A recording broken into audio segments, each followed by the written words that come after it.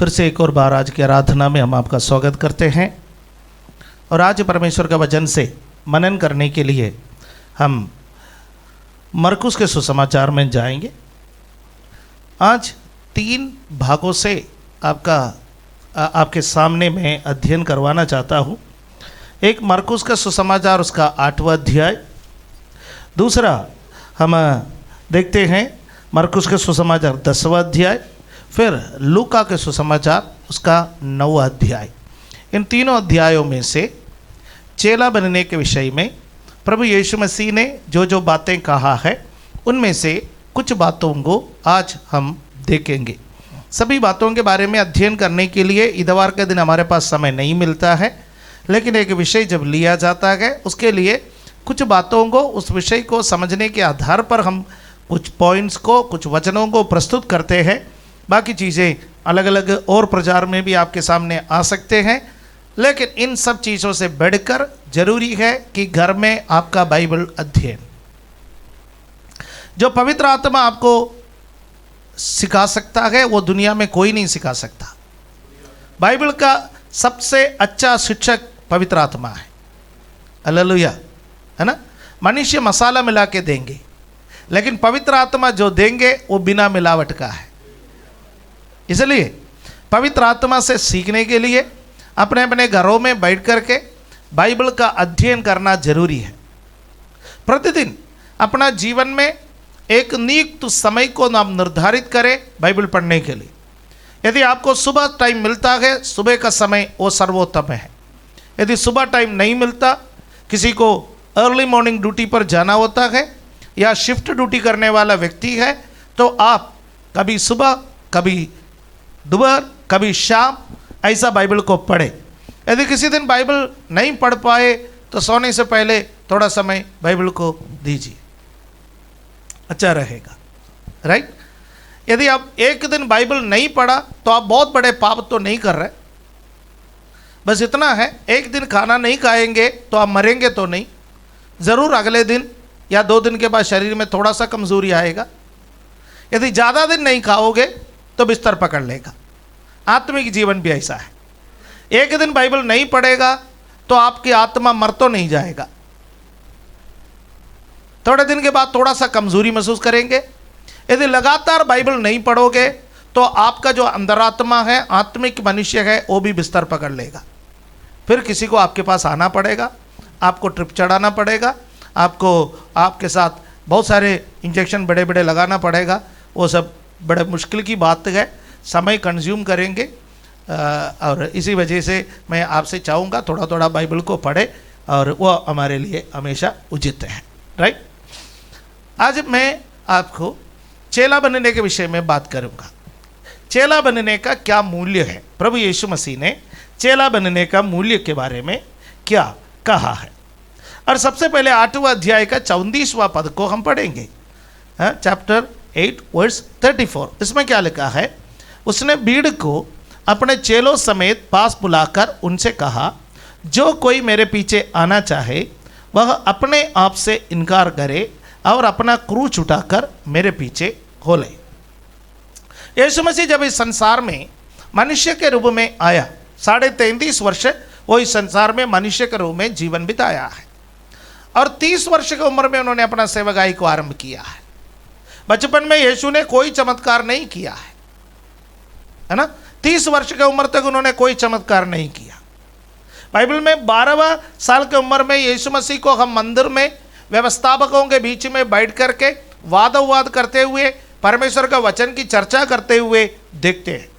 उसके बाद है वो नासरत में अपने घर में आया, और बाइबल में लिखा है अपने माता पिता के अधीन रहा है वो। और 30 साल की उम्र में वो यूहन्ना बपतिस्मा देने वाले के पास आया, और यूहन्ना बपतिस्मा देने वाले ने उनको बपतिस्मा दिया। पहले तो मना किया था, नहीं, आप सृष्टिकर्ता है, आपसे मुझे बपतिस्मा लेना है, मैं आपको कैसे बपतिस्मा दे सकता हूँ, आप परमेश्वर का मेमना है। यीशु मसीह ने कहा फिलहाल रहने दे, लोग सुनेंगे, ऐसा सारी धार्मिकता को पूरा होने दे, है ना। यीशु बपतिस्मा के द्वारा पूर्ण मनुष्य बन करके हमारे संग मिल गया है। जब हम बपतिस्मा लेते हैं पूर्ण अधीनता में आकर के परमेश्वर के संग या यीशु के संग मिल जाते हैं। आमीन, हालेलुया। इसलिए यदि कोई बपतिस्मा नहीं लिया है तो आप ध्यान रखें, आप अभी तक पूर्णता परमेश्वर का नहीं हुआ है, आधा अधूरा है। इसलिए बपतिस्मा जरूरी है ना। यीशु बपतिस्मा लेकर हमारे संग मिल गया, हम बपतिस्मा लेकर यीशु के संग मिल जाएंगे, राइट। बपतिस्मा हमें और यीशु को एक बना देता है।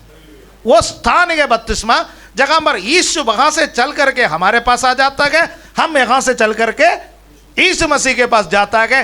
वहां पर यीशु मसीह का नमूना, उस पर हम अपने आप को विलीन कर देता है, तो हम परमेश्वर का संतान कहलाए जाता है। आज का मेरा विषय वो नहीं है, यद्यपि मैं इसलिए बोला है कि नवंबर पगला सप्ताह में एक बपतिस्मा में आयोजन करना चाहता हूँ। कुछ लोग बपतिस्मा लेना चाहता है, कुछ लोग क्लास ले रहे गए। यदि आप में से कोई बपतिस्मा के लिए तैयार है, सुनने वाले कोई तैयार है, तो आप मुझे सूचित करें। तो अब 2 सप्ताह का वक्त है, इसी बीच में आपको तैयार कर सकता है तो तैयार कर लेंगे, नहीं है तो थोड़ा सा और ठंड बढ़ने के बाद दे देंगे।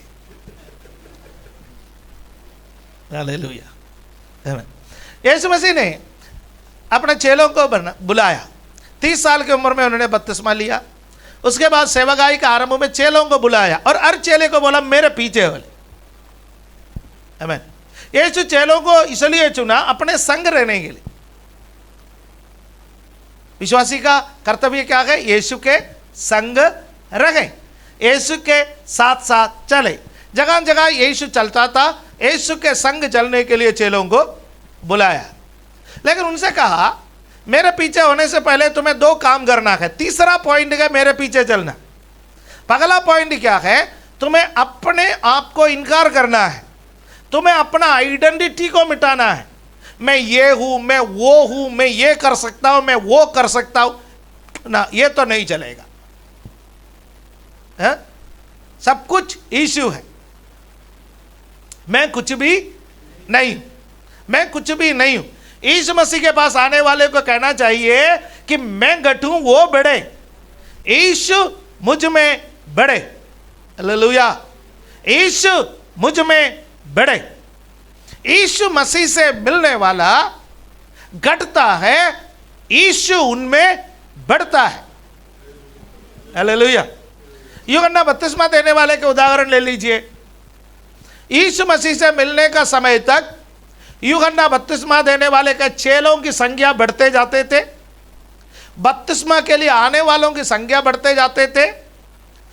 हजारों लोग यूहन्ना के पास आते थे, और जैसा यूहन्ना यीशु से मिला, यूहन्ना के पास आने वालों की लोगों की संख्या घटने लगा, और यीशु मसीह के पास जाने वालों की संख्या बढ़ने लगा। और उससे यूहन्ना के चेलों को थोड़ा सा दुख लगा। कहा, एक दिन यूहन्ना के पास आकर कहने लगा, आपने जिनको बपतिस्मा दिया, आपसे ज्यादा लोग उनके पास जा रहे, वो और अधिक लोगों को बपतिस्मा दे रहे। ये तो गलत बात है। सीनियरिटी तो आपके पास है, सीनियर तो आप है? उनको चाहिए कि आपके नीचे रखें। यूहन्ना ने कहा, यूहन्ना ने क्या कहा? यीशु बढ़े और मैं घटूं। यीशु से मिलने के बाद हर व्यक्ति अपने आप ये कहना चाहिए, मैं घटूं वो बढ़े, मैं घटूं वो बढ़े। हम तो गाते हैं, गाने के बाद भूल जाते हैं। गाने के लिए गाते हैं, गाने का सुर और ताल के लिए गाते हैं। नहीं, हमारा पुकार क्या होना चाहिए? यीशु से मिलने के बाद मैं घटूं। अपने आप से इनकार करने का अर्थ है घमंड जो हमारे जीवन में है, स्वार्थ जो हमारे जीवन में है, अहम जो हमारे जीवन में है, खुदगर्ज जो हमारे जीवन में है, उसको विराम देना है, उसको घटने देना है। और यीशु की नम्रता, यीशु की दया, यीशु का स्वभाव हम में बढ़ते जाना है। यीशु ने कहा, यदि कोई मेरे पीछे आना चाहे तो जो चीजें घटना है उसको घटना है, अपने आप को इनकार करो, और फिर मैं तुम में बढ़ूंगा। ठीक है? फिर आगे से यीशु के पास आने के बाद किसी से बात करने के समय ये मत बोलना तुम नहीं जानते मैं कौन हूं। कभी कभी आप बोल देते हैं ना, तुम नहीं जानते मैं कौन हूं। इसका मतलब क्या है? मेरे अंदर कुछ और बैठा हुआ है, वो बाहर निकलने से पहले भैया सुधर जाओ, सामने वाले को हम चेतावनी दे देता है। तो ये सब मनुष्य का स्वभाव है, इसमें परिवर्तन आना है। यीशु के पास आए तो परिवर्तन आना है, तो पहली बात। दूसरी बात, यीशु मसीह ने कहा कि तुम्हें क्या करना चाहिए, अपना क्रूस उठाकर मेरे पीछे चलना है। मेरे पीछे चलने से पहले अपना क्रूस उठाना है। अब हम यीशु मसीह के पास आते क्यों हैं? थोड़ी देर पहले हमने मत्ती 11 का 28 सुना। मत्ती 11 का 28 में लिखा हुआ है कि जो कोई बोझ से दबे हुए परिश्रम करने वालों मेरे पास आओ, मैं तुम्हें क्या करूंगा, विश्राम दूंगा। हमारा क्रूस हमारा बोझ है, हम दबे हुए।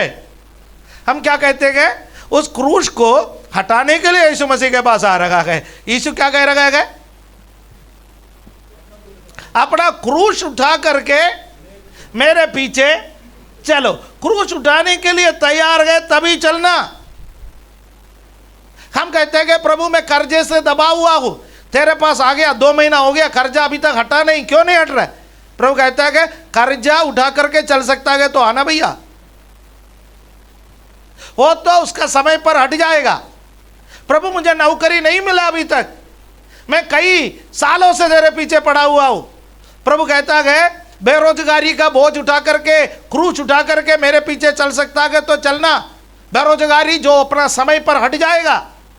प्रभु मैं अभी भी बीमार हूं, बहुत उपवास किया, बहुत प्रार्थना किया, सुधार अभी तक नहीं आया। प्रभु कह रहा है बीमारी सहते हुए मेरे पीछे चल सकता है तो चलना, उसके समय पर बीमारी भी हट जाएंगे।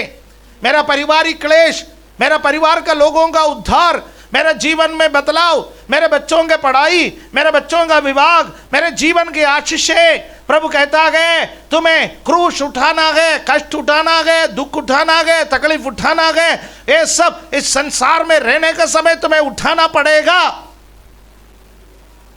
हालेलुया, आमीन।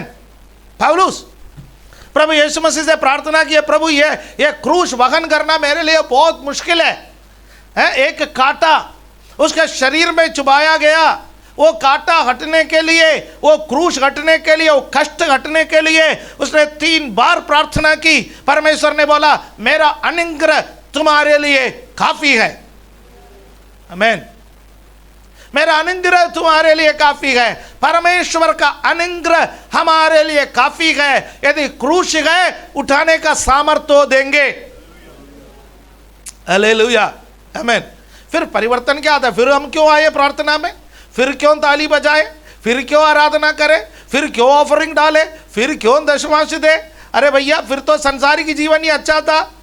हाँ, यीशु मसीह के पीछे क्यों आना है वो यीशु मसीह नीचे बता देता है, उस पर हम जाएंगे। फिलहाल इतना सुनिएगा, यहाँ पर 34वां पद में प्रभु क्या कहता है? प्रभु कहता है कि मेरे पीछे आए तो आप आना चाहे तो आपको क्या करना पड़ेगा? अपने आप को इनकार करना पड़ेगा, फिर क्रूस उठाना पड़ेगा, अपना क्रूस उठाना पड़ेगा, और उसके बाद आपको क्या करना पड़ेगा कि मेरे पीछे चलना है। तो ये बात हम ध्यान रखें, हमें मालूम है, बार बार याद दिलाना पड़ता है, क्योंकि हमारे बच्चों को, हमारे जवानों को, नया लोगों को ये बार बार याद दिलाने की ज़रूरत है। उससे ज़्यादा पुराने लोगों को याद दिलाने की ज़रूरत है, क्योंकि हम बहुत सारे बेसिक बातों को हम भूल जाते हैं। बाइबल के बड़े बड़े बातों को तो हम ध्यान रख जाते हैं। तो इसलिए पवित्र आत्मा ने मुझे प्रचोदित किया कि इसको फिर एक और बार आपके सामने मैं प्रस्तुत करूं। 35वां वचन में जाएंगे, 8:35, मार्क 8:35। उसमें क्या लिखा है? क्योंकि जो कोई अपना प्राण बचाना चाहे वो उससे खोएगा, पर जो कोई मेरे और मेरे सुसमाचार के लिए अपना प्राण खोएगा वो उससे बचाएगा। आप मुझे बता दीजिएगा कि आजकल के आशीष के प्रचारक ये वचन को क्या प्रचार करेंगे? मंच से जो प्रचार किया जाता है वो क्या प्रचार किया जाता है? जो कोई बचना चाहता है आ जाओ, जो कोई चंगाई प्राप्त करना चाहता है आ जाओ, जो कोई आशीष प्राप्त करना चाहता है आ जाओ। यहाँ आशीषों का भंडार है भैया, बोरा भर भर के रखा है, उठा करके जाओ, आओ। यीशु कहता है जो कोई मरना चाहता है आ जाओ।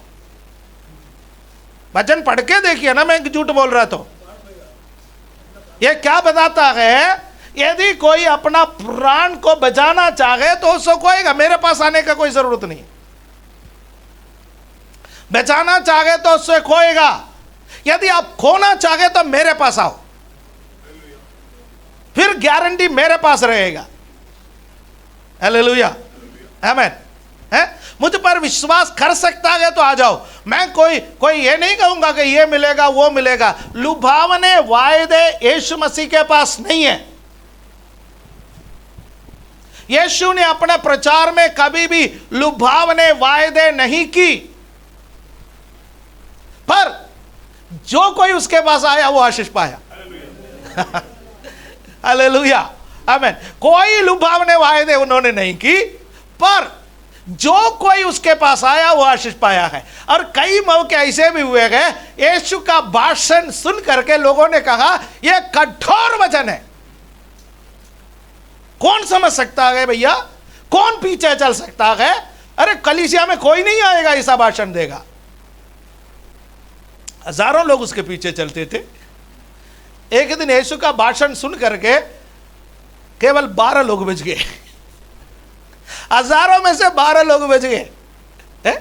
आप सुनिए, मैं इधर के दिन आपके सामने वचन प्रचार कर रहा हूं, एक एक करके आप लोग निकल जाए, 2-3 लोग बच जाए तो मेरे को कैसा फील होगा। मुझे छोड़िए, आप अपने आप के बारे में सोचिए। इधर खड़े होकर आप प्रचार कर रखा के एक एक करके लोग निकल रखा के, पहले तो मैं सोचूंगा चाहे वॉशरूम गया होगा, पहले तो मैं सोचूंगा गाड़ी हटाने के लिए गया होगा या किसी काम के लिए गया होगा, लेकिन कोई वापस नहीं आ रहा है। आकर अनिल ब्रदर और इम्मानुअल पास्टर ही बच गए। मेरी पत्नी भी छोड़ के चली गई। कठोर वचन है, तो मेरे को कैसा फील होगा। तो मेरे को फील होगा कि भैया अगले सप्ताह से ऐसा प्रचार करना नहीं चाहिए, क्योंकि अगले सप्ताह ऐसा प्रचार करेगा ये 2 भी छोड़ के जाएगा। तो यीशु मसीह के पास क्या हुआ, यीशु मसीह जब प्रचार करते करते रहा, हजारों लोग प्रचार सुनने के लिए खड़े थे, और प्रचार के समाप्ति पर आशीर्वाद का प्रार्थना में केवल 12 लोग बचे थे। शुक्र के यहूदा इस्करियोती भी खड़ा रहा। और यीशु मसीह उनसे पूछा, सब चले गए, क्यों गए? प्रभु वो जो जाते हुए बोल रहे थे, ये तो कठिन शब्द है, कौन मान सकता है? अरे इसका प्रचार कौन सुनेगा? इसका चर्च में कौन जाएगा? ऐसा गुरु किसको चाहिए? लोग अलग अलग राय दे करके गए। ओके, वेल गुड, तुम भी जाना चाहते हो? तो तुरंत पतरस ने कहा, प्रभु हम जाए तो कहां जाए? अनंत जीवन की वाणियां तेरे मुंह से निकलती है। हालेलुया, आमीन, आमीन। दुनिया के लिए कड़वी है, अनात्मिक लोगों के लिए शब्द कड़वी है, पर आत्मिक लोगों के लिए वो शब्द अनंत जीवन की वाणी है। हालेलुया, आमीन। आप अपना बच्चे को डॉक्टर के पास ले जाता है जब बीमार हो जाता है, वो जो दवाई देता है, कोई भी बच्चा वो दवाई पीना नहीं चाहेगी, कोई भी बच्चा नहीं चाहेगी।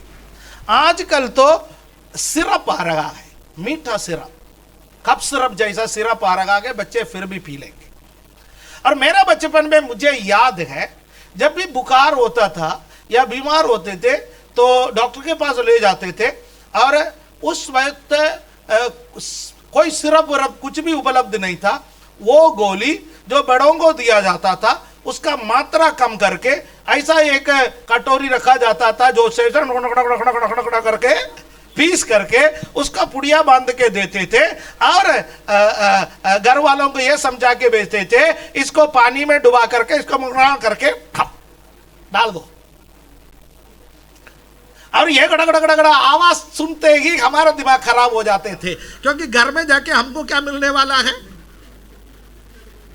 कड़वी दवाई। हमको ये नहीं चाहिए। और हम चीखते थे, चिल्लाते थे, सब कुछ करते थे, लेकिन घर वाले के हाथ पैर इतने ताकतवर हो जाते थे उस वक्त, हैं? पैरों के नीचे ऐसा लेटा के दबा करके ऐसा करके पिलाया करते थे। हमको कड़वी लगते थे, लेकिन घर वालों को क्या पता थे ये कड़वी दवाई जो है ये इसके अंदर जाएगा, इसके अंदर जो कीड़ाणु है उसको मार देगा। प्रचार भी ऐसा है। हालेलुया। आज सबको चाहिए मीठी गोलियां, आज सबको चाहिए कफ सिरप, सबको चाहिए मीठा प्रचार, ऐसे मीठे मीठे बातें सुनने के लिए लोग आते हैं। पर यीशु मसीह का प्रचार कई बार ऐसा लगा कड़वी दवाई है। जो लोग छोड़ करके चले गए उन्होंने अनंत जीवन को प्राप्त नहीं किया, पर जो आत्मिक लोग यीशु मसीह के प्रचार को सुनकर यीशु के संग रहे वो लोग आशीषित हुए, वो लोग अनंत जीवन को पाए हैं। हालेलुया। इसलिए बाइबल का वचन, कुछ वचन बिल्कुल अच्छा नहीं लगता। यदि आप कहते हैं बाइबल के सारे वचन आपको अच्छे लगते हैं तो आप झूठ बोल रहे हैं। बाइबल का कुछ वचन मुझे अच्छा नहीं लगता क्योंकि वो मेरा पाप के बारे में सीधे बात करता है। वो वचन पढ़ने का समय मैं विचलित हो जाता हूं, वो वचन पढ़ने का समय मुझे टेंशन लगता है। मेरे पुराने जीवन को वो साफ साफ मुझे आईना दिखाता है। फिर भी पढ़ो, फिर भी वो दवाई पियो, क्योंकि वो आपको अनंत जीवन पर ले जाएंगे। इसलिए यीशु ने कहा है यदि कोई मेरे पीछे आना चाहे तो अपने आप को इनकार करो, अपना क्रूस उठाओ और मेरे पीछे चलो। प्राण बचाने के लिए मत आना, मरने के लिए तैयार है तब आओ, प्राण गंवाने के लिए तैयार है तब आओ। हालेलुया। यदि ऐसा आएगा तो तुम्हारा प्राण की गारंटी मेरे पास आएंगे, मैं तुम्हारे प्राणों को बचाऊंगा। यदि तुम अपना प्राण का गारंटी अपने पास रखोगे, बचने के लिए चलोगे, तो तुम अपना प्राण को बचा नहीं पाएंगे, तुम उसको खो देंगे। 36वां पद में लिखा हुआ है यदि मनुष्य सारे जगत को प्राप्त करे और अपने प्राण की हानि उठाए तो उसको क्या लाभ। सब जगत को मनुष्य हासिल करते हैं, सब जगत को। आज मनुष्य भाग क्यों रहा है? मनुष्य का स्वप्न क्या है? कर लो दुनिया मुट्ठी में, यह मनुष्य का स्वप्न है ना। जो भी संसार को मुट्ठी में करने के लिए निकला, उन्होंने संसार को मुट्ठी में किया। जो व्यापार करने के लिए निकला वो व्यापार किया, जो खेती करने के लिए निकला वो खेतीबाड़ी में हजारों करोड़ों रुपए कमाए। मनुष्य पैसा कमाने के लिए निकलता है तो मनुष्य को मिलता है। मनुष्य का सोच, मनुष्य का विचार दुनिया को मुट्ठी में करने का है। पर एक बात ध्यान रखें, यीशु मसीह ने सिखाया करने में कोई बुराई नहीं है, कर लो ना, दुनिया को मुट्ठी में कर लो। बिजनेस जितना बढ़ा सकता है तो बढ़ाओ, जितना पढ़ सकता है तो पढ़ो, कितना पैसा कमा सकता है तो कमाओ, जितना निवेश कर सकता है तो निवेश करो, कितने कंपनियां खोल सकता है तो खोलो, कितने शेयर में लगा सकता है तो लगाओ, कितने बिल्डिंग खरीद सकते हैं तो खरीदो, सब करो। पर एक बात ध्यान रखे, ये सब आप करने के बाद भी यदि आपका प्राण को आप खो दोगे, आपका आत्मा को आप खो दोगे, तो आप क्या लाभ है? हर कंपनी हर साल बैलेंस शीट तैयार किया जाता है, कंपनी बैलेंस शीट तैयार किया जाता है। बैलेंस शीट तैयार किया जाता है तो उसमें कंपनी का असेट को जोड़ दिया जाता है, कंपनी के आय को जोड़ दिया जाता है, उसके बाद उसके एक्सपेंसेस को जोड़ दिया जाता है, उसका डिप्रिसिएशन को जोड़ दिया जाता है। ये सब उसमें से जो चल अचल संपत्ति है, राइट, उसके बाद उसका जो भी आमदनी है उसमें से बाकी चीज़ों को घटा दिया जाता है। घटाने के बाद में प्रॉफिट क्या है वो देख लिया जाता है। फिर उसको बैलेंस शीट बना करके सरकार को प्रस्तुत करना पड़ता है या कंपनी उसको पब्लिश करते हैं, सब कुछ करते हैं। Minimum income and expenditure account या प्रॉफिट एंड लॉस अकाउंट जो बिजनेस चीज़ें है, छोटे हो बड़े हो, सब तैयार करता है हर व्यक्ति। और हर व्यक्ति क्या चाहता है? कंपनी में क्या आ जाए? प्रॉफिट आ जाए, लाभ आ जाए। यीशु मसीह कहते हैं कि एक व्यक्ति मरने से पहले अपना जीवन का यदि प्रॉफिट को जोड़ना चाहे तो उसको जोड़ने का तरीका क्या है? प्रतिदिन हमें जोड़ना चाहिए, प्रतिदिन। इसमें उम्र का हिसाब किताब नहीं है। हम में से कोई ये नहीं कह सकते कि कल मैं गारंटी के साथ ये नहीं कह सकते कि मैं जिंदा रहूंगा। किसी भी वक्त हमारा प्राण हमसे पूछा जाए तो हमको देना पड़ेगा, राइट? तो इसलिए यहां पर प्रभु कहता है कि आप बैठ करके सोचो, मैंने क्या कमाया, संसारिक आशीषों का कमाया, अब मैं मरने के बाद कहां जाऊंगा? क्या मेरे अनंत जीवन के लिए मैंने कुछ किया? संसार में कुछ निवेश की, कुछ कमाई की? स्वर्ग राज्य में मैंने कुछ बना करके रखा? परमेश्वर के राज्य में मैंने कुछ बुआई की? परमेश्वर के राज्य में मैंने कोई निर्माण का कार्य किया? आत्मिक जीवन के लिए कुछ किया? आत्मा कहां जाएंगे? हमारा ये शरीर को मिट्टी मिलेगा। शरीर कहां जाएगा? मिट्टी में जाएगा। इस शरीर को मिट्टी मिलेगा, गारंटी है।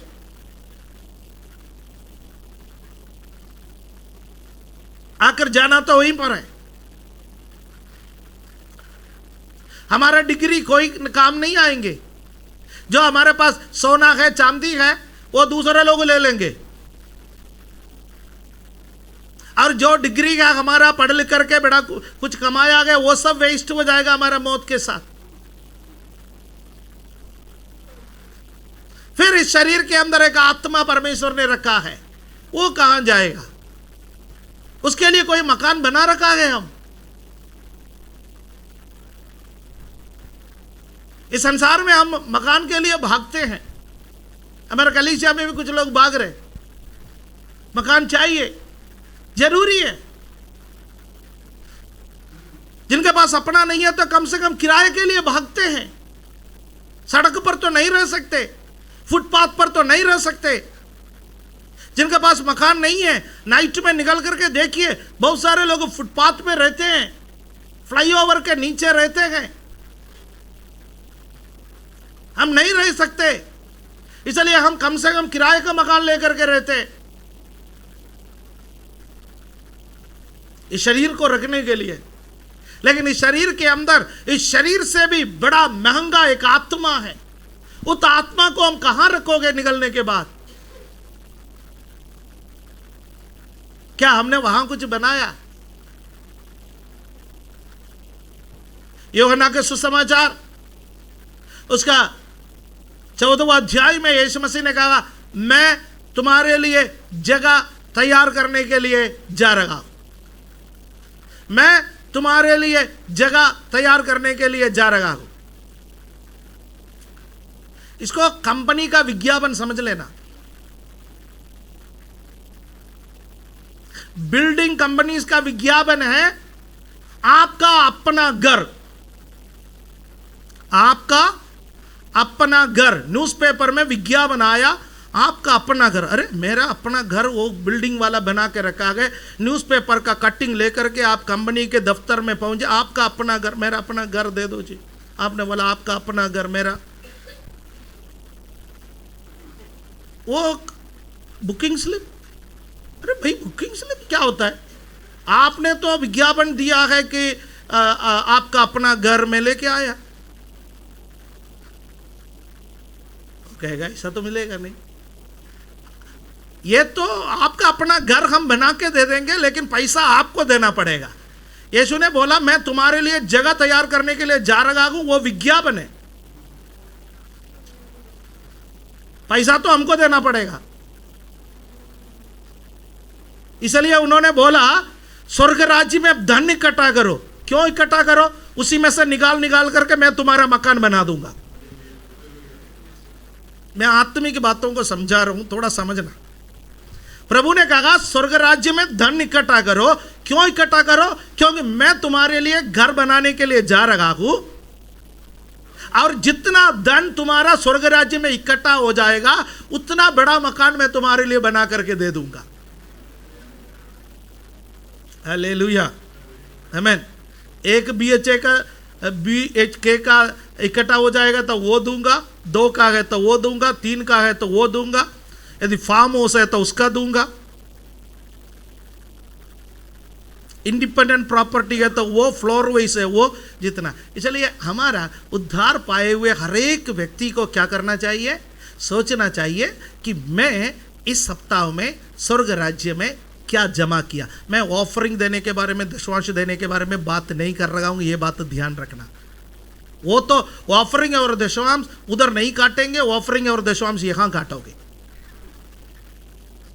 ऑफरिंग दशमांश यहां का कटने के लिए है, ऑफरिंग दशमांश उधर का कटने के लिए नहीं है। ठीक है, मैं बी फ्रैंक, मैं तो हमेशा आपको परिवार समझता हूं, इसलिए खुल करके बात करता हूं, राइट, है ना। वो तो परमेश्वर का वचन का व्यवस्था है इस संसार में आशीष पाने का, लेकिन वहां आशीष पाने का व्यवस्था अलग है। वो है अपना आत्मा को सुरक्षित करना। हालेलुया, अपना आत्मा को सुरक्षित करना, आत्मा के बारे में सोचना। हालेलुया।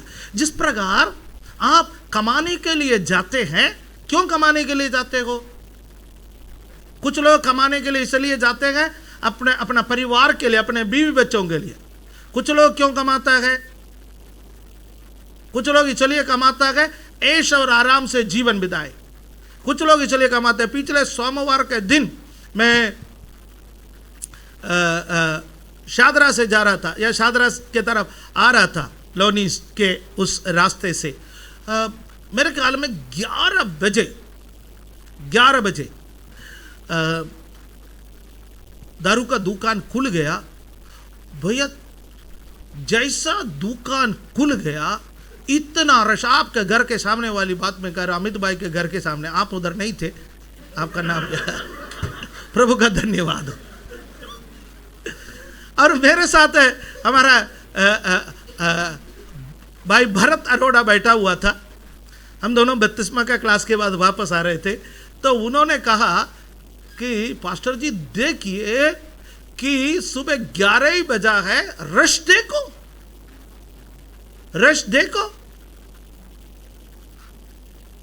कुछ लोग क्यों कमाते हैं? इसके लिए कमाते हैं, बर्बाद करने के लिए भी कमाता है। हालेलुया। सुनिए, उसी प्रकार हमारा आत्मा के लिए हमें कमाना पड़ता है, आत्मा के लिए कमाना पड़ता है। स्वर्ग राज्य में धन इकट्ठा करना पड़ता है। जब आप बाइबल पढ़ते हैं, जब आप आराधना करता है, जब आप प्रार्थना करता है, जब आप देश के लिए प्रार्थना करता है, स्वार्थ की प्रार्थना से उधर कोई जमा नहीं होता, निस्वार्थ प्रार्थना। जब आप किसी और के लिए प्रार्थना करता है, जब आप सुसमाचार सुनाता है, हालेलुया, जब आप पवित्र जीवन बिताता है, जब आप यीशु के लिए खड़े हो जाता है, उस वक्त क्या हो जाएगा? उस वक्त स्वर्ग राज्य में आपका धन इकट्ठा होता जाएगा। हालेलुया, इकट्ठा होता जाएगा। इसलिए आपको और मुझे क्या करना चाहिए? आत्मा के बारे में सोचना है। संसारिक आशीष है, इस संसार में जब हम रहते हैं वो देने का गारंटी प्रभु ने दिया है हमें। जब हम स्वर्ग राज्य के बारे में सोचेंगे, स्वर्ग राज्य पे अनुसार चलेंगे, प्रभु हमें इस संसार में जो देना है वो देंगे। हालेलुया। आज अन्य जगहों पर जाने का समय नहीं है। मैं चाहता हूं कि मैं नेक्स्ट वीक में भी इसको कंटिन्यू करूं, जो मेरा आदत है।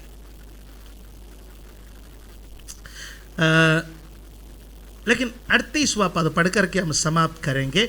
यही से अगला सप्ताह हम शुरू करेंगे। जो कोई इस व्यभिचारी और पापी जाति के बीच मुझसे और मेरी बातों से लजाएगा, मनुष्य का पुत्र भी जब वो पवित्र स्वर्गदूतों के साथ अपने पिता के महिमा सहित आएगा, तब उससे भी लजाएगा। प्रभु यीशु मसीह का नाम लेने के लिए हमें शर्म नहीं आना चाहिए। हालेलुया। पौलुस प्रेरित कहता है, यीशु मसीह की क्रूस पर मैं घमंड करूंगा। उसका क्या अर्थ है?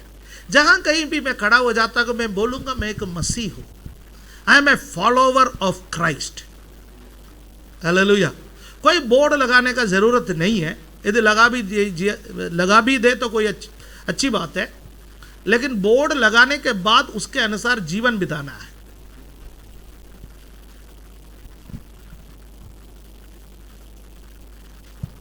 बोर्ड लगाने के बाद उसके अनुसार जीवन बिताना है। ये बोर्ड लगाने के बाद उसके अनुसार जीवन नहीं बिताएंगे तो प्रभु का नाम धराई हो जाएंगे।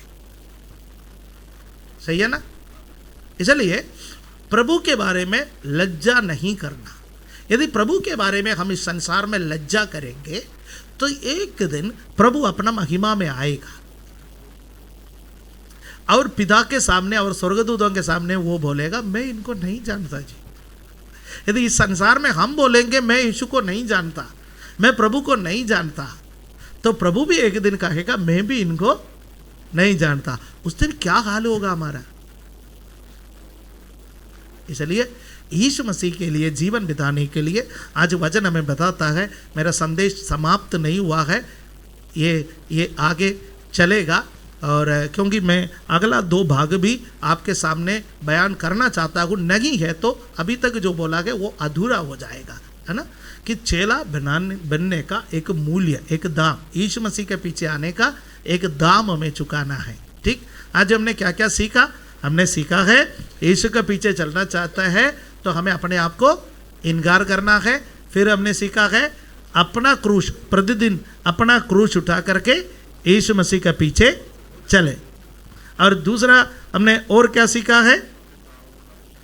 हमने देखा है कि अपना प्राणों को बहुमूल्य नहीं समझना। यीशु मसीह के लिए प्राण नौचावर करने का, प्राण खो देने का मौका भी मिल जाए तो चूकने मत देना, है ना? है? देश के लिए प्राण देना संसार का सर्वोच्च बलिदान माना जाता है। देश के लिए प्राण देना, राइट? इस संसार का देश के लिए प्राण देना। इस देश में हम कितने साल जीवन बिताएंगे?